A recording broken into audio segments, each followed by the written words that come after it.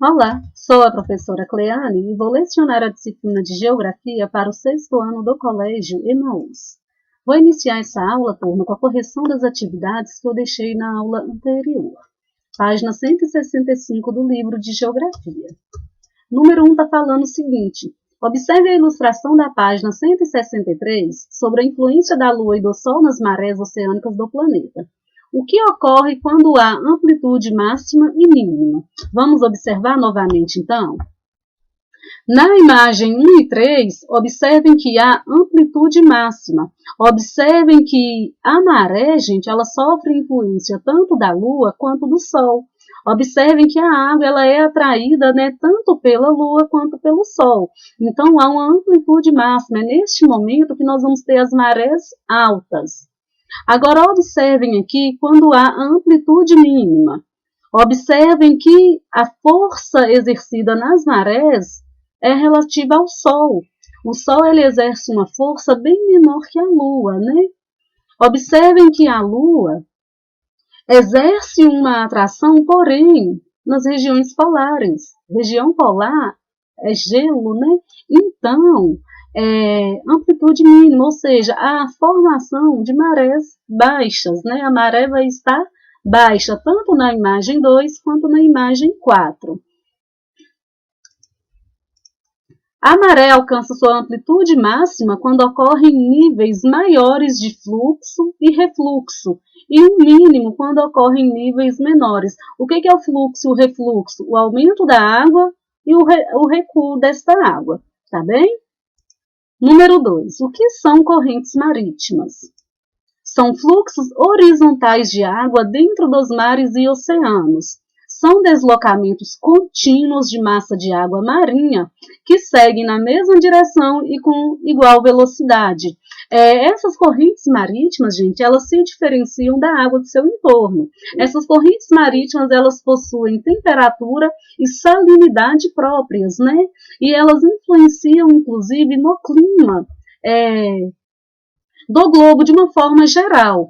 Como elas circulam da região quente para as regiões mais frias e das regiões mais frias para as regiões mais quentes, há uma influência aí na temperatura e na umidade.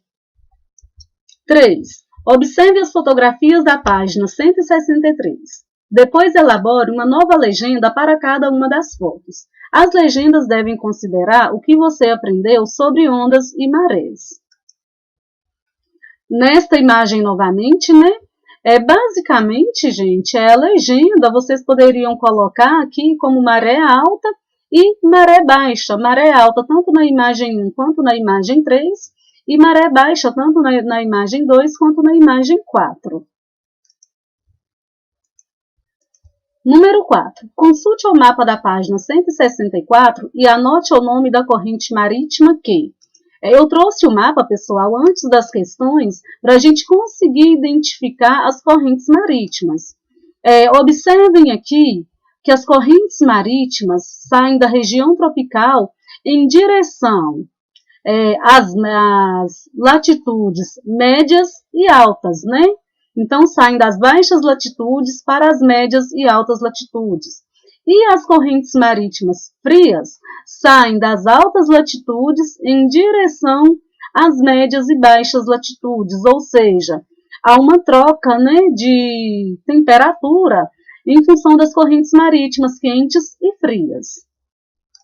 Eu vou localizar aqui a corrente do Golfo do México, que é extremamente importante para influenciar na temperatura aqui da costa europeia, né, principalmente no período do inverno, quando a temperatura fica muito baixa.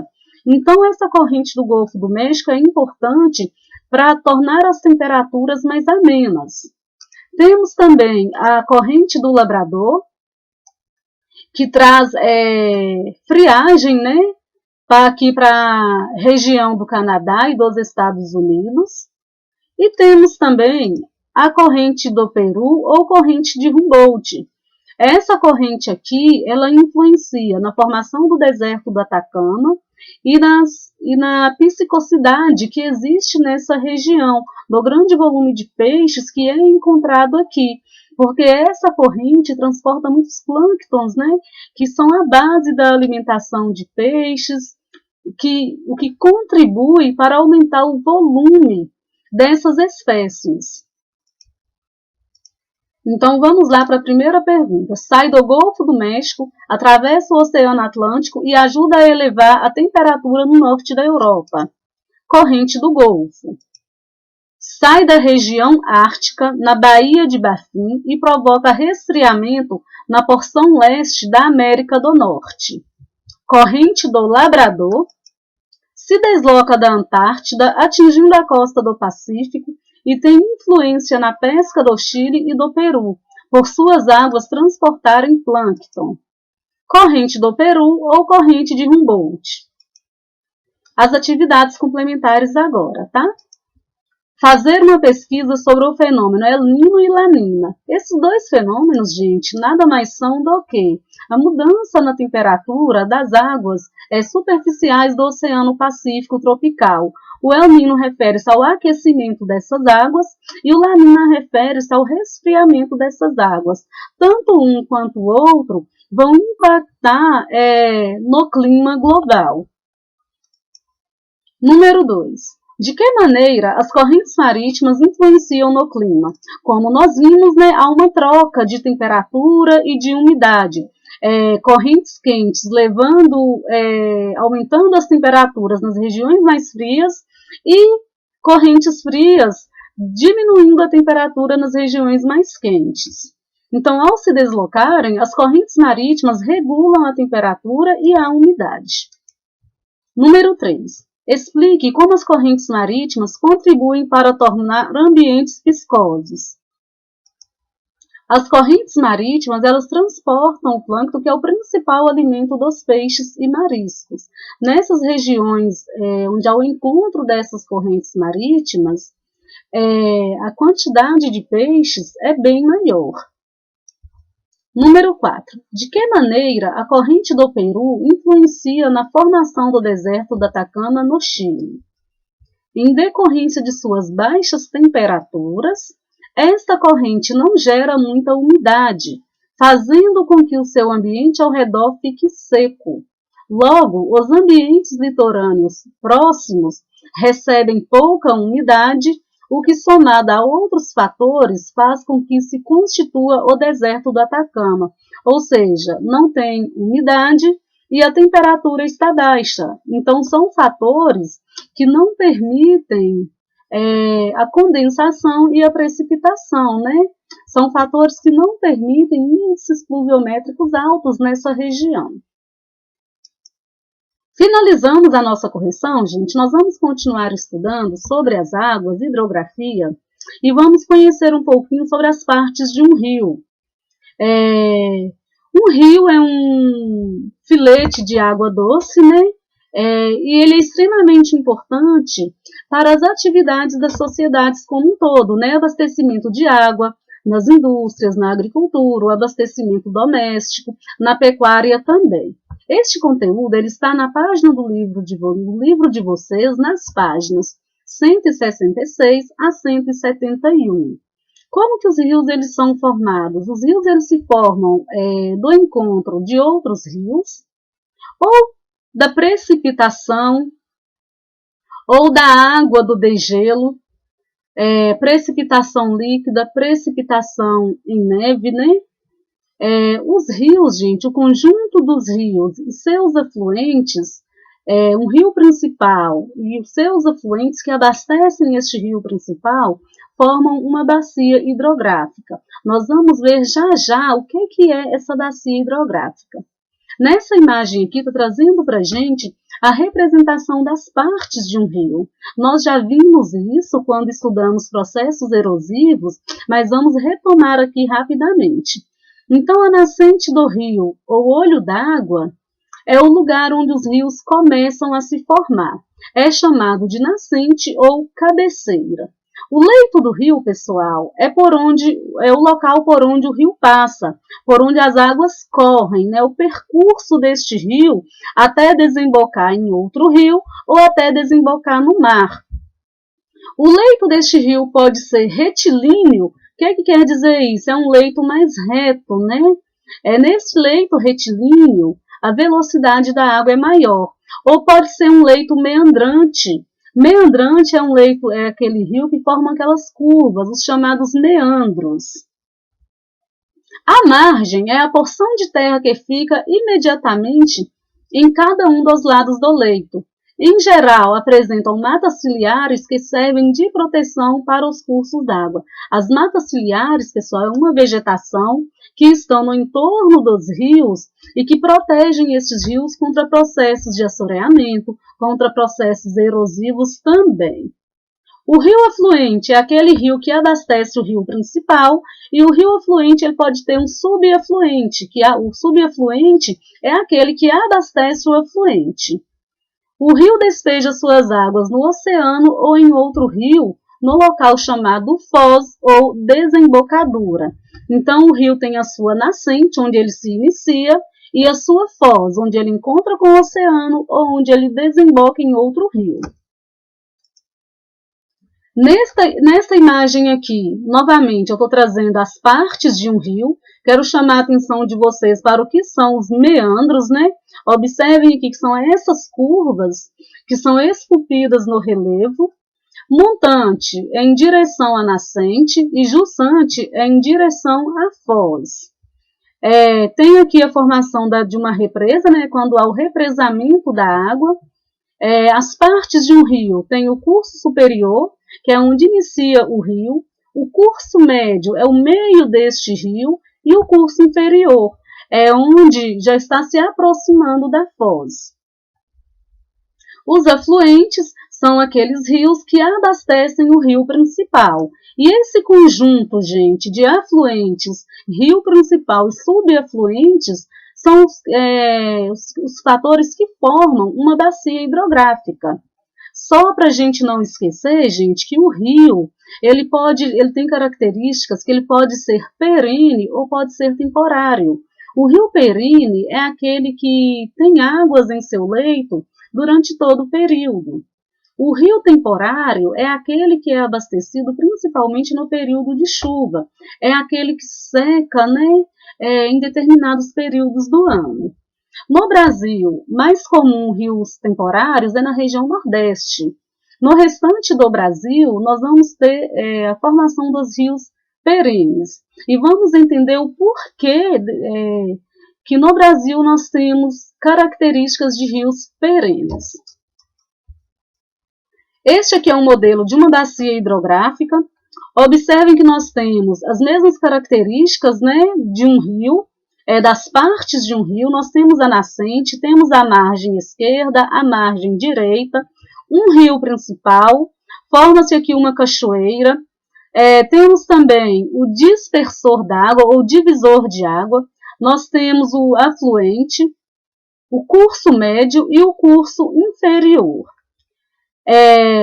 Os rios, gente, eles também podem ser rios de planalto ou rios de planície. Geralmente os rios de planalto são aqueles rios que se formam cachoeiras, que se formam corredeiras, né? Eles são mais propícios à geração de energia elétrica. Os rios de planícies, eles são mais propícios à navegação, por conta do relevo, né? Um relevo mais aplanado. Nesta outra imagem aqui, eu estou trazendo para vocês quais são os elementos de uma bacia hidrográfica, e nessa imagem, observem que nós temos a bacia 1 e a bacia 2. O que separa uma bacia de outra bacia? O que separa uma bacia de outra bacia, pessoal, é o divisor de águas. Geralmente, esse divisor de águas é uma serra, é uma montanha, é uma região mais elevada. O divisor d'água vai literalmente dividir as águas, né? Quando chove aqui no topo dessa serra, por exemplo, parte da água vai escoar aqui para a bacia 2 e parte da água vai escoar para a bacia 1.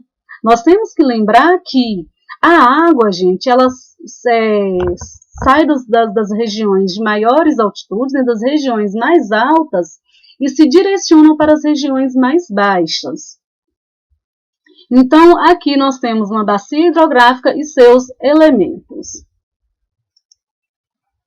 O fluxo da água também, pessoal, dentro da bacia hidrográfica, ele pode acontecer de 4 maneiras distintas. Pode ser endorreica, os rios que desaguam em outros rios ou lagos, observem, aqui não deságua no oceano, deságua em outros rios ou lagos. Então, esse fluxo de água aqui vai ser endorreico. Pode ser exorreica, os rios desaguam em mares e em oceanos. Arreica, os rios que têm toda a sua água infiltrada pelo solo ou evaporada. Esse tipo de bacia com fluxos de água arreica são mais comuns em regiões semiáridas e em regiões desérticas, onde o índice pluviométrico é mais baixo e as temperaturas são mais elevadas. Além destes 3 aqui também, gente, tem as criptorreicas. A água ela infiltra pelas rochas calcáricas, né? E também na criptorreica formam-se os lençóis freáticos, os lençóis subterrâneos. O Brasil é um país privilegiado em relação a rios, possui muitos rios, e estes rios constituem várias bacias hidrográficas. Diante dessa quantidade da disponibilidade hídrica no Brasil, o governo separou o território brasileiro em 12 regiões hidrográficas. As regiões hidrográficas, pessoal, são regiões que possuem bacias hidrográficas, tá?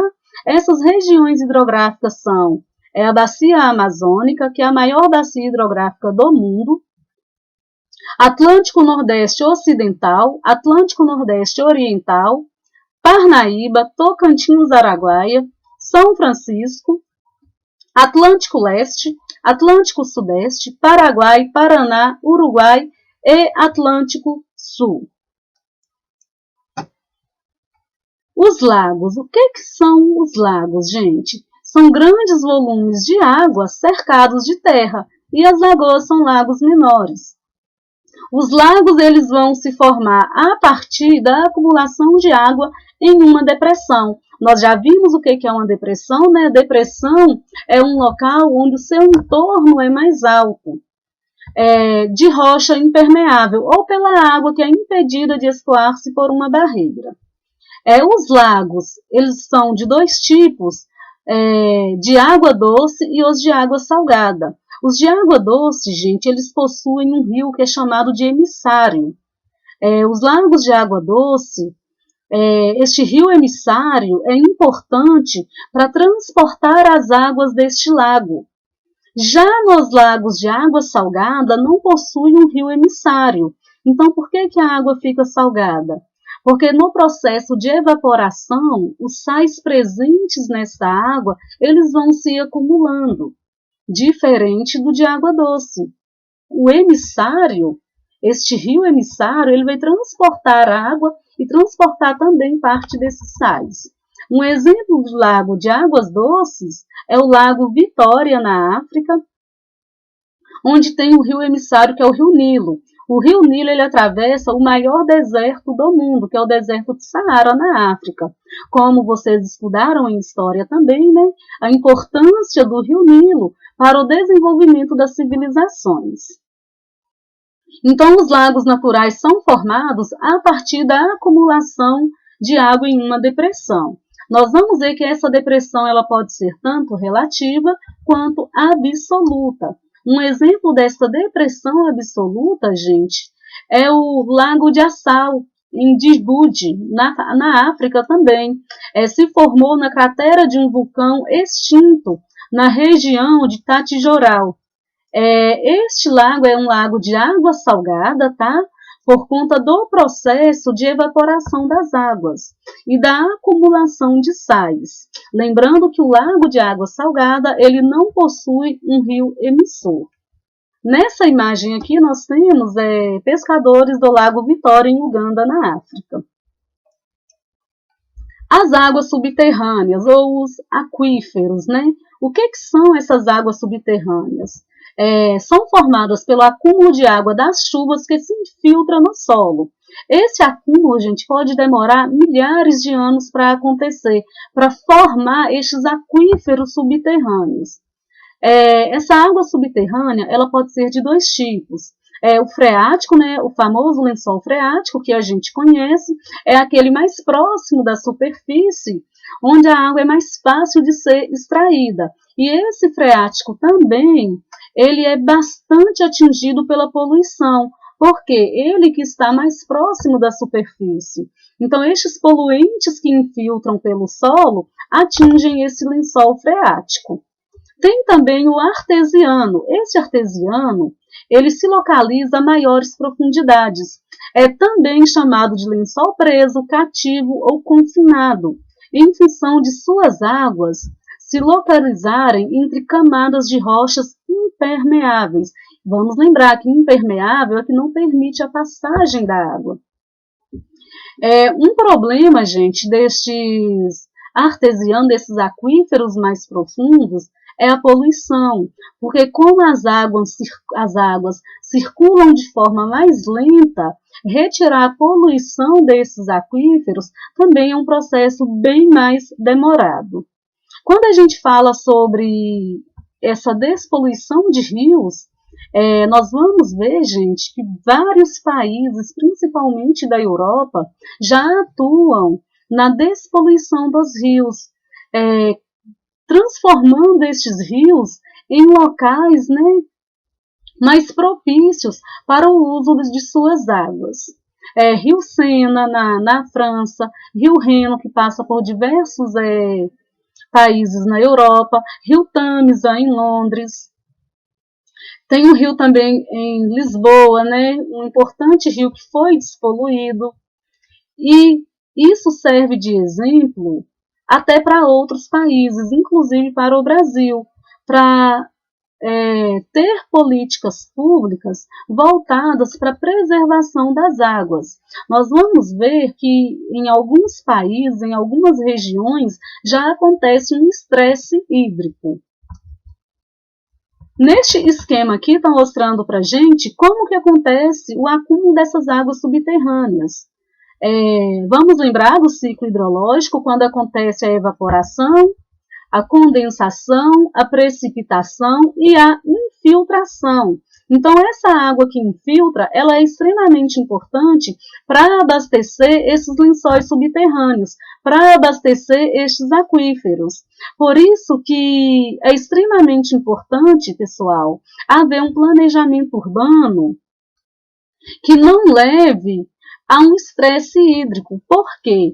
Se o solo ele é completamente impermeabilizado, esse lençol freático, esse aquífero não vai ser abastecido e em um determinado momento essas águas elas vão se esgotar. E esse estresse hídrico que acontece em muitas regiões do mundo é por conta disso, porque o volume de água utilizado destes aquíferos é muito grande. Então, não dá tempo da natureza reabastecer estes aquíferos. Apesar de serem alimentados por águas pluviais, os depósitos subterrâneos não são eternos. Vários aquíferos do mundo estão estressados. Por exemplo, o sistema aquífero árabe, fonte de água para 60 milhões de pessoas, na Arábia Saudita, Iraque, Catar, Síria e outros países. É o mais afetado de todos, seguido pelo aquífero hindu no noroeste da Índia e no Paquistão, e pelo aquífero Murzuc-Jado, no norte da África. Por que esses aquíferos eles estão estressados? Porque a retirada de água é bem maior do que o reabastecimento dessa água pela natureza. Então, esses aquíferos estão tendo seu volume de água reduzido de forma muito rápida. Aqui no Brasil, nós temos a existência de dois aquíferos principais, né, considerados um dos maiores do mundo, principalmente o aquífero Guarani, que está localizado aqui na região sudeste, região sul e parte da região central do Brasil. E temos também o sistema aquífero Grande Amazônia.